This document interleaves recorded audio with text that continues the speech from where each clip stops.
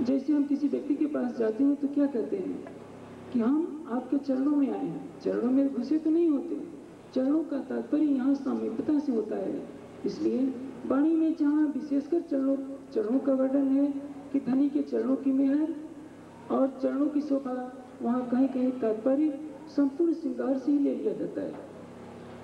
कहते हैं आशिक इन चरण की, आशिक की रूह चरण। धनी के चरण कमल ही रूह यानी जीवन है। यानी धनी के चरण कमलों के बिना रूह एक पल के लिए भी रह नहीं सकती। क्योंकि तात्पर्य यह है, हकीकत के इसमें आशिक और मासूक की व्याख्या तो हो सकती है, लेकिन मार्फत में कौन आशिक कौन मासूक? जो पारब्रह्म, एक ही पारब्रह्म जिसने अपने आनंद के सागर से लीला कर रहा है, उसकी लहरों के द्वारा, उसमें कैसे विवेचना हो कि कौन है आशिक और कौन मासूक। हर आशिक रूह की एक ही तमन्ना होती है कि मेरी रूह नयन की पुतली, तीन पुतलियों के नयन, तीन में राखों मासूक को, जो मेरी रूह पावे सुख चैन। नयन कौन? पर आत्म। जाहिर रूप से यहाँ वर्णन है, एक नयन है, नयन के अंदर तारा है, तारा के अंदर पुतली है। लेकिन यहाँ नयन का बातूनी अर्थ होगा पर आत्म। मेरी ये आत्म पर आत्म रूपी नयन की पुतली है। मेरी रूह नयन की पुतली, तीन पुतलियों के नयन, दो तन है, दो दिल है, पर आत्म का तन और आत्म का तन, पर आत्म का दिल और आत्म का दिल। सारे जागने का मुद्दा यही आकर के खड़ा हो जाता है कि जो सूरत दिल देखत, त्यों रूह जो देखे सूरत। परात्म के दिल में अक्षरातीत की शोभा अखंड रूप से विराजमान है, और वो परात्म का तन धनी की शोभा को अखंड रूप से देख रहा है। उसी तरह से आत्म का दिल भी जब धनी की शोभा को एकटक देखने लगेगा तो पाव पलक में जगे। यही है जागनी और सारी जागनी ब्रह्मांड का सार। पुरन स्वरूप हक का आए बैठा माहे दिल, तो अंग सभी आत्म के उठ खड़े सब मिल। और इसी स्तर तक पहुंचने के लिए हम सारे क्रियाकलाप करते हैं, लेकिन इतना होने के बावजूद भी हम असफलता के ढेर पर क्यों बैठे रहते हैं? क्योंकि हमने निस्बत को पहचाना नहीं होता। निस्बत की पहचान के बिना हमारी सारी क्रियाएं, जो उपासना, प्रेम, लक्षणा, भक्ति, सब कुछ व्यर्थ हो जाती है। एक भिखारी कभी राजा की महारानी बनने का गौरव कभी भी प्राप्त नहीं कर सकती। इसके लिए तो हमें अपनी प्रवृत्ति में सुधार लाना ही पड़ेगा। जो धनी कहते हैं, मैं लिखा है तुमको, जो एक बार करो मैं साथ, तो 10 बार जी करूं, कर कर तुम्हें याद।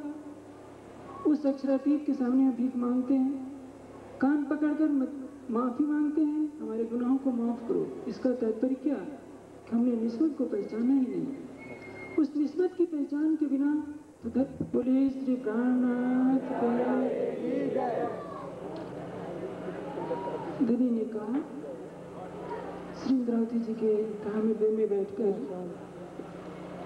मेरी रूह नयन की पुतली, तीन पुतलियों के नयन, तीन नयनों में राखूं मासूक को, जो मेरी रूह पावे सुख चैन। दो नयन हैं, एक परात्म रूपी नयन और एक आत्म रूपी। परात्म रूपी नयन की पुतली या आत्म, मेरी रूह नयन की पुतली यानी परात्म रूपी नयन की पुतली, ये मेरी आत्म है। तीन पुतलियों के नयन, और आत्म रूपी जो पुतली है उसका नयन क्या है? वो दिल, जिसको अर्ज बना करके धनी को बिठाना है। अर्ज किया मेरे दिल को। जब तक उस अर्ज दिल में धनी की शोभा विराजमान नहीं होती, तब तक जागने का लक्ष्य पूरा ही नहीं होता। इल्म से जो जागनी होती है वो केवल ईमान पर खड़े रखने के लिए होती है। इल्म लक्ष्य को दर्शाता है, इश्क लक्ष्य को प्राप्त कराता है। इश्क का प्राण इल्म और इल्म का प्राण है इश्क। परात्म के दिल में धनी की शोभा अखंड रूप से विराजमान है और वही शोभा हमें अपने आत्म के दिल में विराजमान करनी है। लेकिन दोनों तनों में विशेषता है। जो परात्म का दिल है वो वैदत में है और आत्म का जो दिल है वो इस खामोशी की दुनिया में है कि द्वैत की दुनिया के अंदर। और इस द्वैत के अंदर उस युगल स्वरूप की नख से शोभा तक की श्रृंगार को बसाने के लिए हमें इश्क की राह पर चलना पड़ता है। इसलिए धनी ने कहा कि जब तक वो जो सूरत दिल देखत त्यो रूह जो देखे सूरत। परात्म का दिल जिस तरह से अखंड रूप से युगल स्वरूप की शोभा श्रृंगार को देख रहा है, वैसे ही इस आत्म का दिल भी जब तक नहीं देखेगा तब तक हमारे सारे जागने का प्रयास व्यर्थ हो जाता है। धामधनी ने एक सीधे साधे शब्दों में कह दिया कि जब तक वो शोभा हमारे दिल में अंकित नहीं होती, क्यों दीदार बिन रहे प्राण। और सागर के पहले ही प्रकरण में कह दिया, रूह मोमिन और सो देखियो करके दिल रोशन। परम धाम की ब्रह्म सृष्टि का जो दावा है वो तभी पूर्ण होगा जब तक हमने अपने अर्श दिल में धनी की शोभा को बसाया नहीं, तब तक वो दावा पूरा ही नहीं हो सकता। पर आत्म के दिल में और आत्म के दिल में जरा सा अंतर होता है। मोमिन असल तन अर्श में उन दिल बीच ए दिल कहने कोई ए दिल है अर्शे दिल असल। मोमिनों का असल तल तो परम धाम में है, परात्म के अंदर, परात्म के रूप में। आत्म का दिल, आत्म का तन यहाँ है। आत्म परात्म की नजर मात्र है, लेकिन वो नजर ही उसका अक्स कहलाती है। क्योंकि कहा है सिफत मोमिन की ऐसे कही जाके अक्स का दिल अर्श हक सुपने में भी संग कहे रूही इनबिद अरस परस। रूही अरस परस कब होंगी धनी से? हम हक में, हक हम में और हक बिना सब ख्वाब का कथन कब चरितार्थ पूरा होगा? जब धनी की शोभा नख से सिख तक परात्म जैसी ही आत्म के दिल में बस जाए। तो पहले जो कहा था कि उन बीच ये दिल, परात्म के दिल में आत्म के दिल का संबंध कैसे होता है? क्योंकि आत्म तो परात्म की नजर है और वो नजर जीव के ऊपर बैठी है। जीव का ही ये दिल है। दिल का तात्पर्य अंतःकरण। अंतःकरण यानी चित्त मन बुद्धि अहंकार को अंतःकरण कहिए या हृदय कहिए या अरबी में दिल कहिए, सबका भाव एक ही होता है। परात्म की बुद्धि, परात्म का चित्त, परात्म का मन, परात्म का अंतःकरण सभी कुछ वहदत के अंदर है। लेकिन यहाँ कालमाया के प्रमाण में जिस जीव ने इस चित्त मन बुद्धि अहंकार यानी अंतःकरण को धारण किया है, सबके मन के संकल्प विकल्प अलग अलग, बुद्धि की विवेचना अलग अलग, चित्त का संस्कार अलग अलग और अहंकार की भावनाएं भी अलग अलग है। ऐसी स्थिति में उसके से परब्रह्म की शोभा को बसाया जाए। इसलिए कहते हैं कि आशिक की चरण की आशिक की रूह चरण। मोमिन रूहों के जीवन ही धनी के चरण कमल है। यदि वो चरणों कमलों की शोभा दिल में नहीं आई तो इस ब्रह्मांड में आना ही हमारा व्यर्थ हो जाता है। जो मासूक सीज न आइया देखा सुनियान कही बात, सुख अंग न लियो इन सेज को तैली फल गई जो रात। इस लैलतुल कद्र के तीसरे तकरार जागने के ब्रह्मांड में आने के बाद हमने अपने अर्श दिल की सज्जा पर यदि उस अक्षरातीत की शोभा को विराजमान नहीं किया, उनसे बातें नहीं की, उनकी बातें नहीं सुनी, तो इस ब्रह्मांड में हमारा आना व्यर्थ हो जाता है। इसलिए इस जागने ब्रह्मांड का सबसे बड़ा मुद्दा कि हम जिस क्षण अपनी आत्म के द्वारा उस परात्म को देखेंगे, परात्म को आत्म देख सी तब टल सी उल्टो फेर जी, तभी इस माया का बंधन समाप्त होगा, ये खामोशी का बंधन समाप्त होगा और तभी हम कह सकेंगे कि हमारी आत्म जागृत हो चुकी है। अन्यथा इसके पहले हम केवल पढ़ते रहेंगे, ज्ञान केवल दिल में रहेगा, अंतरात्मा में नहीं उतरेगा।